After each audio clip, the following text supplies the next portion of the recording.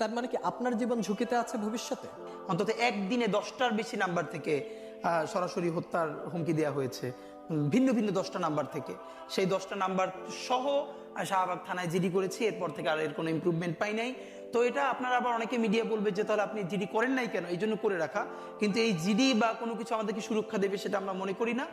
এবং এই জন্য আমি বলেছি আজকে যদি আমাকে হত্যা করা হয়, যে কোনো মুহূর্তে করা হতে পারে।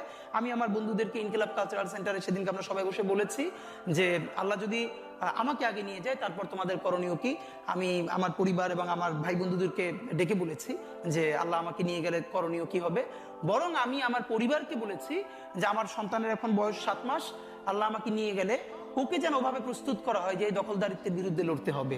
আল্লাহ ওকে যদি বড় করে ওর সন্তানও দখলদারিত্বের বিরুদ্ধে লড়বে, এই স্পিরিট যেন ওকে দেওয়া হয়, এটা আমি আমার পরিবারকে বলেছি। সে আছে। আর একটা মজার ব্যাপার হলো যে আমি যখন ইনসাফের লড়াই করি তখন তো সেখানে পরাজয়ের কিছু নেই। আমি বেঁচে থাকলে আমি গাজী হিসেবে লড়বো, আমি মরে গেলে শহীদ হয়ে আল্লাহর কাছে চলে যাব। আর আমাদের এই লড়াই তো হার জিতের কিছু, আমরা জিতের উপরেই আছি। আমাদের জীবন বেঁচে থাকলেও জিত, আমাদের জীবন চলে গেলেও জিত। আপনার তো হারানোর কিছু ছিল না, সুতরাং লড়াই চলবে। তার মানে কি আপনার জীবন ঝুঁকিতে আছে ভবিষ্যতে? অন্তত একদিনে 10টার বেশি নাম্বার থেকে সরাসরি হত্যার হুমকি দেওয়া হয়েছে।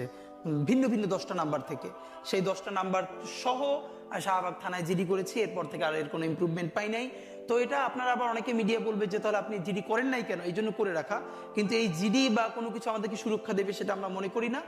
এবং এই জন্য আমি বলেছি আজকে যদি আমাকে হত্যা করা হয়, যে কোনো মুহূর্তে করা হতে পারে।